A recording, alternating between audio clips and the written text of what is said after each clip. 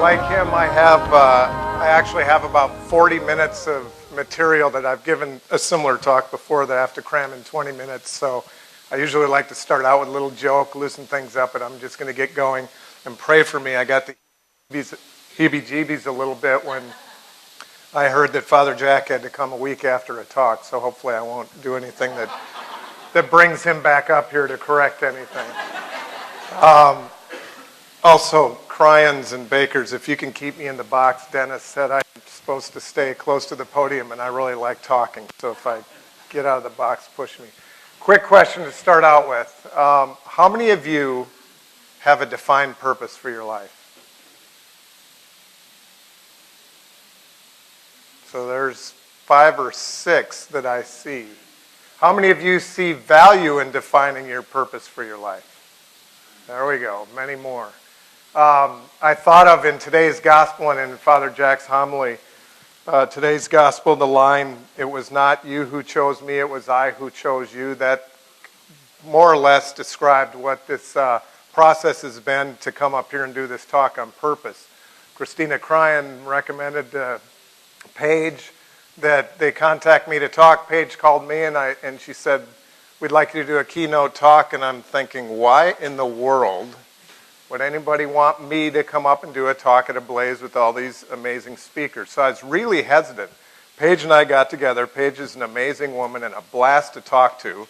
And we got together and we started talking about purpose. And she said, "You have got to share these stories of your life about purpose." And I thought, why would anybody want, I'm hesitant to talk about myself, all the stuff we've done.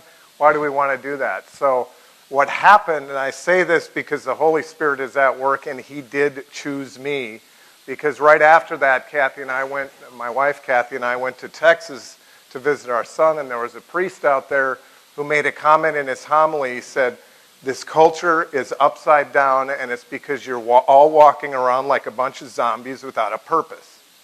I went, "Oh, okay." And then last week, 2 guys, I did a talk like this, a similar talk like this with some young fathers. And last week, 2 of them approached me separately and said, "That talk you gave to us a year and a half ago on purpose, it changed my life." So I'm going to try and share a little bit of that with you. I don't need to, there we go. I don't need to go into this too much because you already got an review of my family. But this, along with Christ and the Catholic Church, this is the reason for my purpose.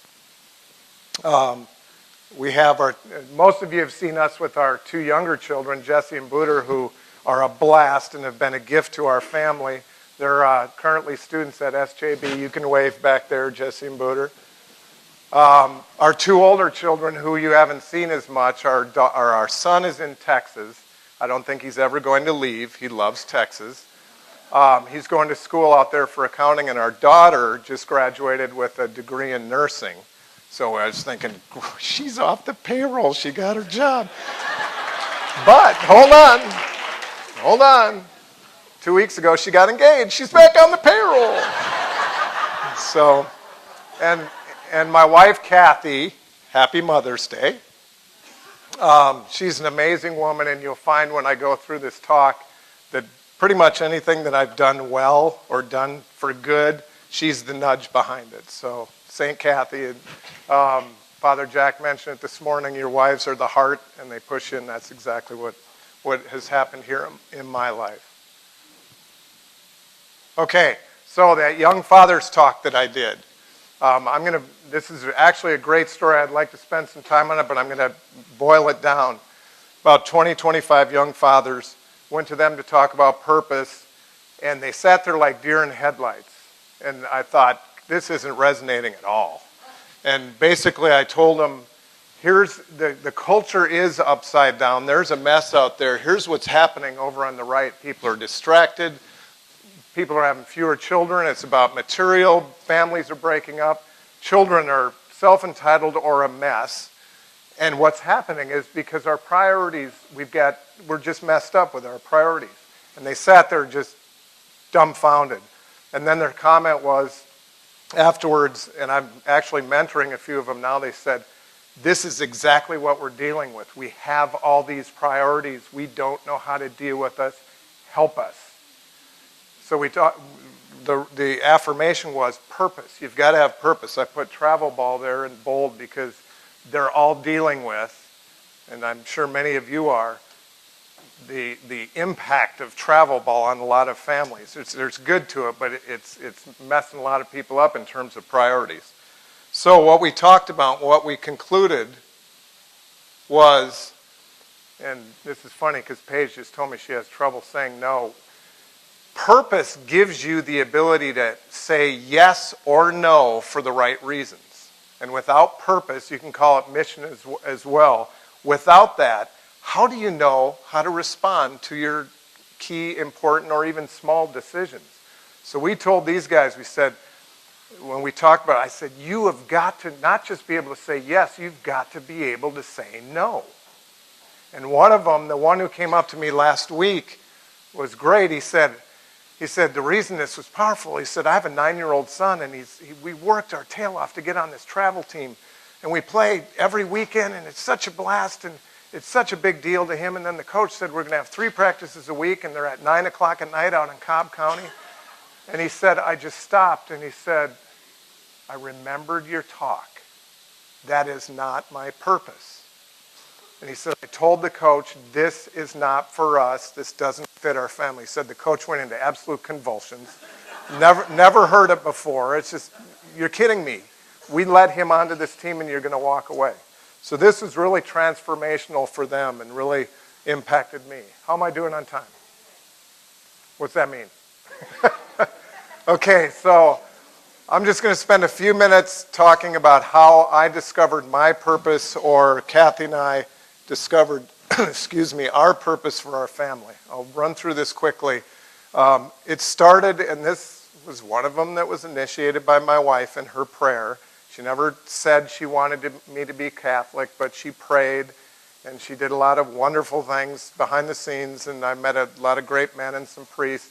It's a great story that I won't go into, but I about 11, 12 years ago, more now, 13, 14 years ago, I said, 6 months before that, there is no way in hell I will ever be Catholic. And 6 months later, I was Catholic. And that didn't surprise Kathy, but a couple of things, and I thought of Rick Strom when I put this slide together, because Rick Strom was a big reader of encyclicals. In fact, he told me when he traveled in pro football, he'd be on the plane reading encyclicals. Go figure, a pro football player sitting there reading those. 2 of them that really impacted me were Gaudium et Spes, and what I drew from that was the joy of self-giving, and then Laborum Exertions rocked me. I've read it 4 times, The Purpose of Work. My focus and my identity to a great extent up to that point was my work. And so I read this encyclical and was like, oh my gosh, this is at work. I was with Bank of America in St. Louis, had about 170 people reporting to me, and we were tanking. I had just moved out there. We moved from Richmond, Virginia. I said, we got to do something. This was the anecdote, was we have to find our purpose. This is another great story that is really about a 30-minute story, but I'll shorten it. Basically, we took the team through it, and we came up with this as our purpose. We will better the lives of our clients. We will focus on the dignity of the person. We will stop selling, and we will serve. And this, I never mentioned Catholic. I never mentioned Christ. I never mentioned faith. Now, there were people in the organization that came up to me later and said, is this a Christian thing? I don't know. And we came out, our motto was, we will be pure in our intent and detached from the results. And it transformed the place. Our results went completely, this way. It was fantastic. But also, lives were changing. The people that worked there were more fulfilled. There was more meaning to their work, and there was greater balance in their lives. So I thought, this should apply to family. Now, we didn't have a family that was upside down, that was going bad, but I don't think, did we, Kath? But it told me, why don't I do this for myself? And having become Catholic, and thanks to some great priests, I was really into, 10 minutes? I was really starting into an intense prayer life. I was doing daily mass, things like that. So I'm going to run through real quickly. Here's the purpose I arrived at, and with Kathy. Heaven for me and my family, and as many as others as we can help get there. This is a phrase we talked about a few years ago because we recognize we're really weird. We are, the way we live our Catholic faith, and I think a lot of you would say that we're weird. So we said we're going to be a humble, holy family, unafraid to live our faith in full view of others. So we try to live that out every day. Then I came up with what's my purpose with Kathy. You'll see in bold I have a couple things that I'll come back to. Give my time, peace, slow the pace of life. And I'll tell you right now I'm about batting 33% in fulfilling my purpose. But at least I have a purpose and I have a guide to do it. And then lastly, and then with our kids, define my purpose there that I try to review regularly. Again, spend time with them is a big one. And then, come on, clicker. And then my purpose at work. Okay? So those were all clarified. And I reviewed those and I said, oh my gosh, this is my purpose and I'm not living it. And of course, Kathy's behind there with some questions, things like that, and some prayer helping me recognize I'm not living it. So made this drastic change. It was time for a change, made a career change. Another great story that I'll abbreviate, but I walked into work, called all our people together. It was about this many people. They thought I was announcing a promotion. And I said, I'm leaving, I'm retiring from Bank of America because of my faith in my family. And it rocked them. It just blew them away. And what I didn't expect, what I didn't realize is the reaction that came after it. There were men and women calling, but particularly there were a couple men that called me on the phone, broke down crying. Said, I never had the courage to do it. I missed raising my kids. I was separated from the family too much. I just couldn't do it. The president of the organization, this is awesome, who I reported to, she called me when I announced this and she said, you can't leave. She was trying to talk me into it. And I told her what I'm doing. She said, it's for this reason we want you to stay. Anyway, she wished me well. 2.5 years later, she called me all excited and she said, guess what? I'm doing the same thing. and she's having a blast. So how we doing? Okay. So real quickly, I'm going to go through this fast so you can see, but here's some of the blessings that came from this. This is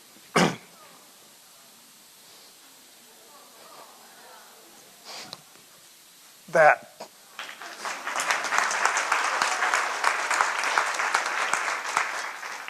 Pinecrest Academy. We left St. Louis, which we said we would never leave. And we found a way to bring our family together. I took a job there. I was executive director there. And we brought our family together behind us with our faith and our family all together. It was just a phenomenal blessing that led to some wonderful things within our family. This one and all these things, 5 years before that, I would have said, there is no way I would ever do this stuff. It was just off the charts. I wouldn't do. Thanks to Kathy, she asked me a question. I went, ran into a friend of mine who needed a kidney. We went over there and visited. We said, Kathy said, why don't you check and see if you're a match? And so we ended up going through the process. I was a perfect match. It was one of the greatest gifts I ever got by being able to do this. It was more of a gift to me than it was to him, but it was quite an experience. Our children, our 2 older children, we knew, and I think many of you know this, college is not the formative environment. The college experience is not the formative environment we all have dreamed for our kids. So we knew that there had to be something more between using our focus on our purpose and making sure our kids where they were at, not all kids are in the same place, that they needed more maturity to go to college and be able to withstand the garbage that's going on in college. So they both served a year in Mission Corps that was a result of us defining our purpose. They made the decision. It wasn't ours, but it was huge for them. And then one more quick story. Kathy called me up it was about a year ago from Nicaragua, and she said, I want you to pray for something. I I can do that. Who can I pray for? She said, there's this house in Nicaragua.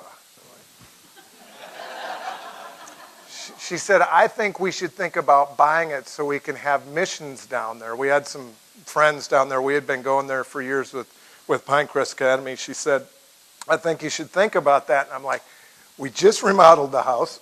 We need a new kitchen. We've talked about a new kitchen. I listed off all those things. Said, this ain't going to happen. So we hang up. Of course, 20 minutes later, a little prayer, thinking about my purpose, call her up and say, okay.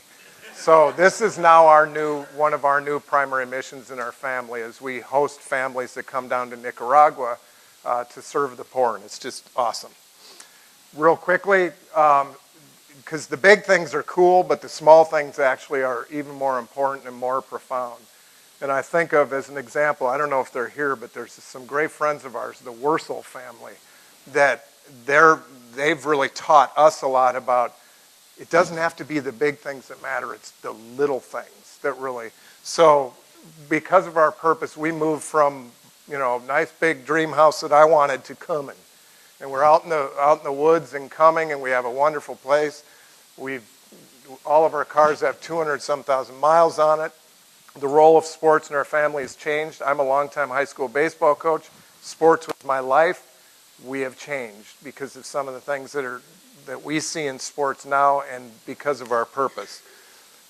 We've gone from an expensive education to a quasi-homeschooling with St. John Bosco. I was a boss. That was my identity. Now I'm a worker. I'm loving it. And then we've really focused on family influence over peer influence. So those are some of the things that came from our focus on purpose. I've never been more fulfilled, more happy, and I just pray that I keep serving our family as I'm called to do and follow that purpose. So I challenge you, think about, is there value? What is your purpose? Or call it mission, whatever it is. Think about it.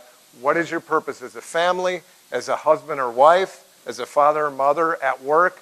I could add more here. As a student, as a son, whatever it is, what is your purpose? Because it will help guide you. And I've seen lives and organizations transformed.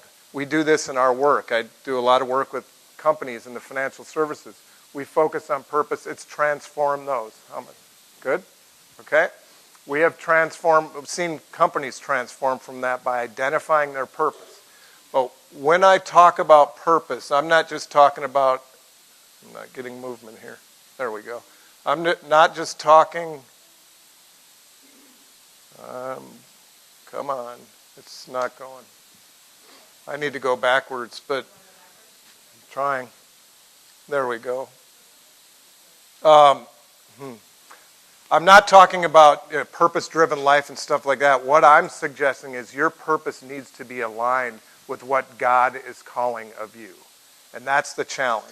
And for me and my family, it's been through a lot of prayer, adoration, the whole bit, to say, it's not just my purpose, it's what is God calling me and us to do. And that's the key. Here's a little check that I use, and don't use it enough, but here's an example. Is once I've defined my purpose, the examination of conscience. Try and do it once a week or every day or whatever. Are my daily behaviors and actions aligned with my purpose? Is my work serving my purpose and my family's purpose? Is the education we're providing our children serving our purpose? A lot of us just go through, not being accusatory here, but so many people just go through, well, you're supposed to go here. This is where everybody goes. Does it align with your purpose? Are our financial decisions aligning with our purpose? We read an awesome book called Happy Are You Poor? It rocked our world. It's dangerous. Read it at your own risk. But it's Father Thomas Dubay really challenging people on gospel poverty. And it has really changed. We're not all the way there, but it drives me crazy because I'll be thinking about something. Kathy will say, happy are you poor? And is the role of sports in your family serving your purpose? And this is a big one. I've talked before many times with people. There was a coaches clinic I was at that the ACC baseball coaches were at, and they made the comment to us as high school coaches. They said, coaches, you are sending us a bunch of self-entitled narcissistic robots. And it's all because of travel ball and the culture of self-esteem. And you got to stop it. You got to change it. And that really rocked me to think, is sports aligning with my purpose and our family's purpose? So the hardest part of it all is fulfilling your purpose. That's the key. And so you can define it. That takes some discernment. Fulfilling it is where it really comes to life. Here's my suggestion, because it's God's will and God's grace that will lead to that. Daily prayer, daily mass, the rosary, adoration. We do family rosary as much as we can, almost every night. We've gone the last week, kind of weak on that, but it's daily rosary. So anyway, I am out of time. Here's some recommended readings for you if you want to dig into this more. They're not all directly aligned to purpose, but they're great books that are worthwhile. So thank you. God bless.